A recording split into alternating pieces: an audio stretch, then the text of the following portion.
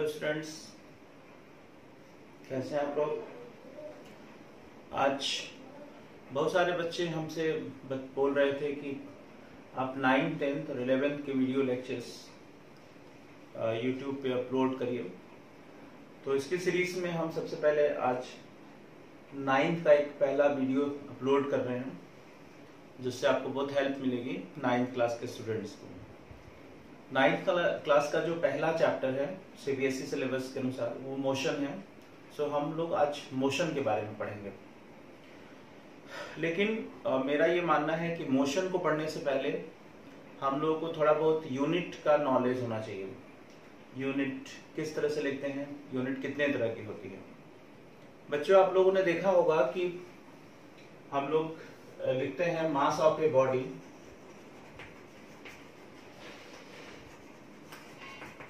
10 kg। ये mass of the body 10 kg है। इसमें दो चीजें होती हैं। किसी भी बॉडी को हमको लिखना है, अगर मास या कोई भी चीज, तो हमको दो चीज की जरूरत होती है। 10 को कहते हैं न्यूमेरिकल वैल्यू और kg को हम लोग यूनिट कहते हैं। तो ये 10 आपका n है न्यूमेरिकल वैल्यू और kg आपकी यूनिट है। हम चाहे तो इसी को 10 into 1000 से मल्टीप्लाई कर देंगे तो ग्राम हो जाएगा। अब आप देखिए यहाँ न्यूमेरिकल वैल्यू ये हो गई है और यूनिट आपकी ये हो गई है। दोनों सेम चीजें हैं कि नहीं है? एकदम सेम है। तो ये आपको न्यूमेरिकल्स वैल्यू और यूनिट कैसे चेंज होते हैं इसी के बारे में हमको पढ़ना है। थोड़ा सा इंट्रोडक्शन है ताकि आप बेसिक चीजें क्लियर कर सकें। हम लोग सबसे पहले पढ़ेंगे यूनिट्स और उनके सिस्टम्स क्या लेते हैं।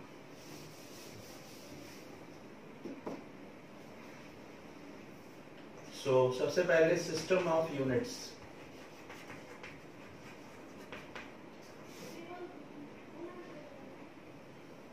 There are basically 4 system of units, but difference 3 ही में होता है, क्योंकि जो एमकेएस होता है उसी को हम लोग एसआई भी कहते हैं। तो पहली सिस्टम होती है एमकेएस सिस्टम।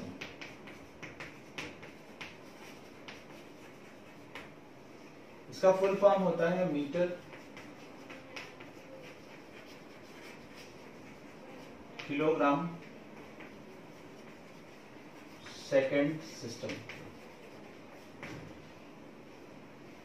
इसी को हम लोग आज के डेट में एसआई सिस्टम भी कहते हैं, स्टैंडर्ड इंटरनेशनल सिस्टम।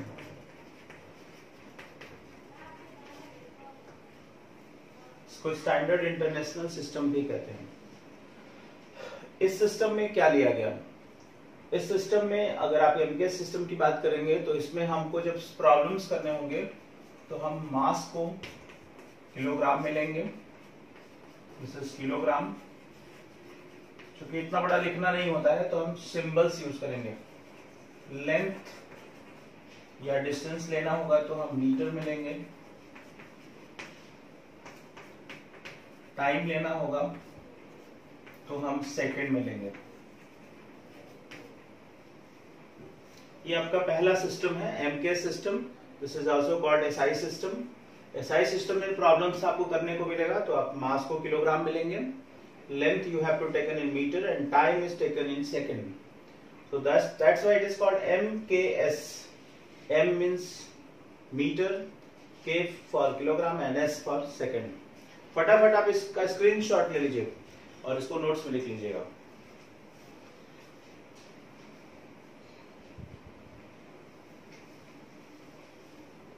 आते हैं हम लोग दूसरे यूनिट की तरफ।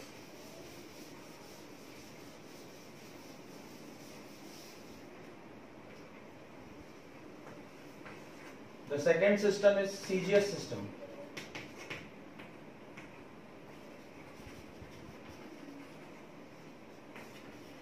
Centimetre, gram, second. system. This is the CGS system, centimetre gram second system. अगर आपको CGS में प्रॉब्लम पूछ रहा है तो आप मास को ग्राम में लेंगे, शॉर्ट में इसको G से लिखते हैं. लेंथ अगर आपको लेना होगा सेंटीमीटर में लेंगे.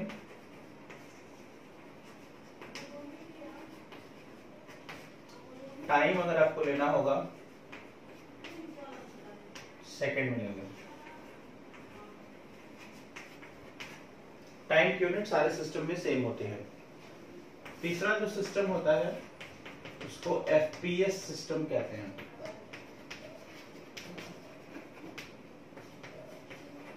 This is foot pound second system.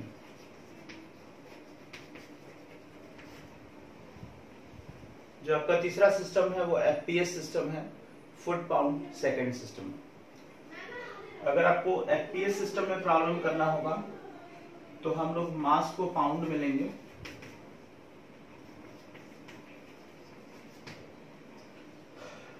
Length अगर लेना होगा तो फुट में लेंगे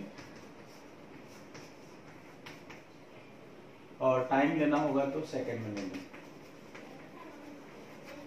ये इंडिया में बहुत कम यूज होता है ये FPS सिस्टम. ये अमेरिका या फिर रशियन कंट्रीज में ये सिस्टम ज्यादा यूजफुल होता है. हमारे यहाँ MK और CGS का ज्यादा यूज है. So don't bother about it. आप लोग जल्दी से इसका स्क्रीनशॉट लीजिए. ये आपके 3 सिस्टम ऑफ यूनिट हैं जो आपको न्यूमेरिकल में हेल्प करेंगे.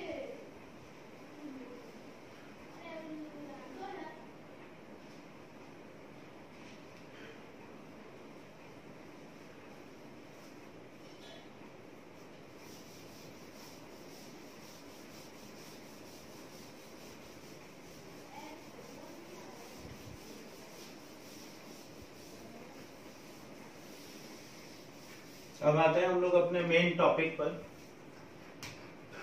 And this is unit number 1, motion.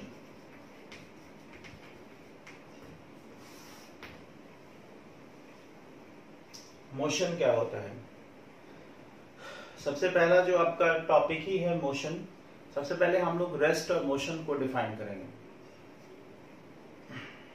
सामान्य रूप से हम लोगों को ये समझ में आता है कि मोशन का मतलब है कि जैसे कोई बॉडी चल रही है तो उसको मोशन कहते हैं. जैसे आपकी कार चल रही है तो हम लोग कहते हैं कि कार इज मूविंग. हम लोग देखते हैं, हम लोग बैठे रहते हैं तो हम लोग कहते हैं कि we are at the rest position. लेकिन अगर हम ध्यान से सुने, अगर मान लीजिए आप अपने कमरे में बैठे हुए हैं और डेफिनेटली आप रेस्ट में हैं, लेकिन अगर आपका दोस्त किसी अदर प्लैनेट पे बैठा हुआ है तो वो देख रहा है कि अर्थ भी रोटेट हो रही है तो आप भी रोटेट हो रहे हैं, तो आप मोशन में हो जाएंगे. इसका मतलब कि रेस्ट और मोशन को डिफाइन करने के लिए आपको एक पर्टिकुलर फ्रेम ऑफ रेफरेंस की जरूरत पड़ेगी. किसके रिस्पेक्ट में आप रेस्ट में हैं, किसके रिस्पेक्ट में आप मोशन में हैं. फॉर एग्जाम्पल, सपोज आपके 2 दोस्त हैं और आप तीनों लोग कार में बैठ के जा रहे हैं और आपसे कोई क्वेश्चन पूछता है कि आप मोशन में हैं कि रेस्ट में हैं. अगर आप मोशन आंसर देते हैं तब भी गलत है, रेस्ट आंसर देते हैं तब भी गलत है. आप सोचेंगे कैसे? मैं आपको बताता हूं. अगर आप मोशन बोलते हैं तो आपका आंसर जो पूछने वाला आदमी है वो गलत इसलिए कर देगा कि आपसे सीधे कहेगा कि you people are at rest with respect to the car. और अगर आप रेस्ट बोलते हैं तो आदमी बोलेगा आपसे कि you are in the motion with respect to the earth और road. So be careful that rest and motion both are the relative terms. Rest और मोशन रिलेटिव टर्म्स हैं. सो हमको एक फ्रेम ऑफ रेफरेंस की जरूरत पड़ेगी. Frame of reference ये अभी हम 11th में डिटेल में पढ़ेंगे इसको आप लोग. अभी के लिए आपको बस इतना समझा दिया जाए. फ्रेम ऑफ रेफरेंस कोई पॉइंट हो सकता है, कोई एक्सिस हो सकता है, कोई प्लेन हो सकता है. जैसे आप लोग अपने घर से चलते हैं मार्केट के लिए तो घर आपका फ्रेम ऑफ रेफरेंस हो गया, वो पॉइंट. आप किसी भी जगह से जाते हैं तो वो पॉइंट आपके लिए फ्रेम ऑफ रेफरेंस हो गया। आप कहते हैं कि मैं घर से 2 किलोमीटर दूर खड़ा हूं, तो वो फ्रेम ऑफ रेफरेंस होता है। So now we can define the rest and motion. Rest और मोशन को हम डिफाइन कर सकते हैं कि when the position of the body is not changing with respect to time and surrounding, then body is said to be at rest. And when the position of the body changes with respect to time and surrounding, then it is called motion. So when position of a body not changes with respect to time and surroundings,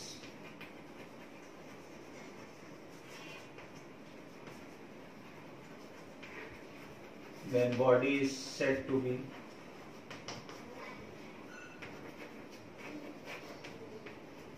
at rest. For example, the soul is at rest with respect to earth.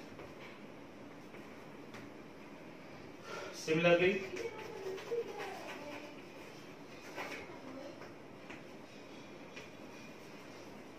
when position of body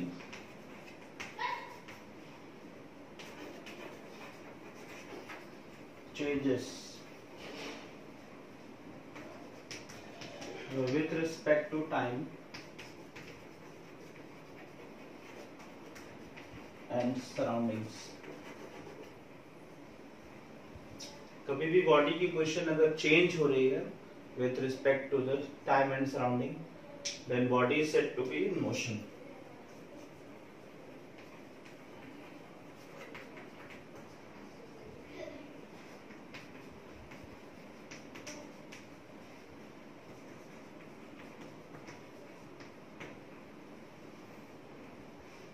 Clear?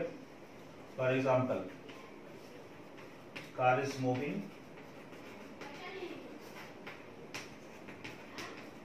with respect to earth. So earth is our frame of reference. अर्थ हमारे लिए यहाँ पे frame of reference है। ये मैंने जानबूझ के definition में लिख दिया है क्योंकि आप छोटे क्लासेस में हैं तो आपको डेफिनेशन का भी ध्यान रखना है। So just take the screenshot, जल्दी से आप स्क्रीनशॉट ले लीजिए।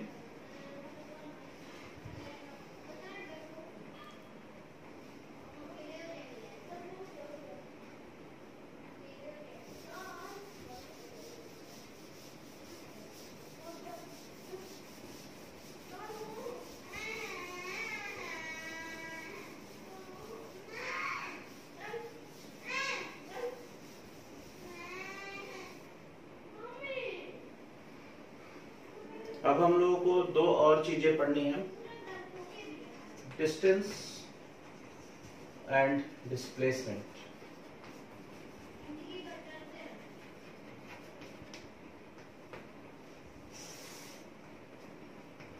Distance and displacement. डिस्टेंस और डिस्प्लेसमेंट का मतलब क्या होता है? आपको एक छोटा सा एग्जांपल बता रहे हैं। सपोज करिए, आपको एक चीज और बता दें, कभी भी आपको बोर्ड पे डायरेक्शन लेना होगा तो ऊपर की तरफ आप नॉर्थ लेंगे, नीचे साउथ, इधर ईस्ट और इधर वेस्ट। ये साइन कन्वेंशन होता है डायरेक्शन के लिए। तो सपोज एक बच्चा है, ये अपने घर से निकलता है और ये 4 किलोमीटर डिस्टेंस कवर करके ये पॉइंट ए तक पहुंचता है। पॉइंट ए मान लीजिए कोई जगह है और फिर ये यहां से 90 डिग्री पर टर्न हो जाता है और 3 किलोमीटर चल करके ये बी पॉइंट तक चला जाता है। हालांकि इस बच्चे को आगे की तरफ 2 किलोमीटर और जाना था, अपने स्कूल जाना था यहाँ पर, लेकिन ये स्कूल बंक कर दिया बच्चा। और ये मेला देखने चला गया। यहाँ बी पॉइंट पर मेला लगा हुआ है, तो ये यहाँ से टर्न करके बी पॉइंट पे चला गया। क्योंकि आजकल स्कूल में अटेंडेंस सिस्टम डिजिटल है, तो तुरंत पेरेंट्स के मोबाइल पे मैसेज चला गया कि आपका बच्चा स्कूल नहीं है। तो फिर पेरेंट्स ने इंक्वायरी की तो पता चला कि ये मेले में चला गया है। तो पेरेंट्स अब इस रूट से नहीं जा रहे हैं, पेरेंट्स जो है वो इस रूट से उस बी पॉइंट तक चले गए। बच्चे ने जो डिस्टेंस कवर किया, आप ध्यान दें, 4 किलोमीटर प्लस 3 किलोमीटर 7 किलोमीटर। और पेरेंट का जो डिस्टेंस होगा अगर आप कैलकुलेट करें by the Pythagoras theorem, this is 4 square plus 3 square and this is 5 kilometre. दोनों लोग एक ही पॉइंट पे पहुंचे हैं। बच्चा भी घर से बी पॉइंट की तरफ ही पहुंचा है और पेरेंट्स भी घर से बी पॉइंट पे ही गए हैं, लेकिन दोनों के पाथ लेंथ अलग अलग है। यहाँ 5 किलोमीटर है और ये 7 किलोमीटर। क्या डिफरेंस है इसमें? इसी में डिस्टेंस और डिस्प्लेसमेंट का कॉन्सेप्ट छुपा हुआ है। The actual length of the path covered by the body is called distance. ये एक्चुअल पाथ लेंथ है, इसको हम लोग डिस्टेंस कहते हैं। जिस रास्ते से आप होके जाएंगे, कभी भी आपको क्वेश्चन आएगा तो जिस रास्ते से आप होके जाते हैं उसको डिस्टेंस कहते हैं। और शॉर्टेस्ट जो डिस्टेंस होती है, इनिशियल और फाइनल पॉइंट के बीच की जो शॉर्टेस्ट डिस्टेंस होती है उसको डिस्प्लेसमेंट कहते हैं। तो यहां से छोटा सा एक डेफिनेशन आपको मिलेगा। डिस्टेंस का मतलब एक्चुअल लेंथ ऑफ पाथ, और डिस्प्लेसमेंट का मतलब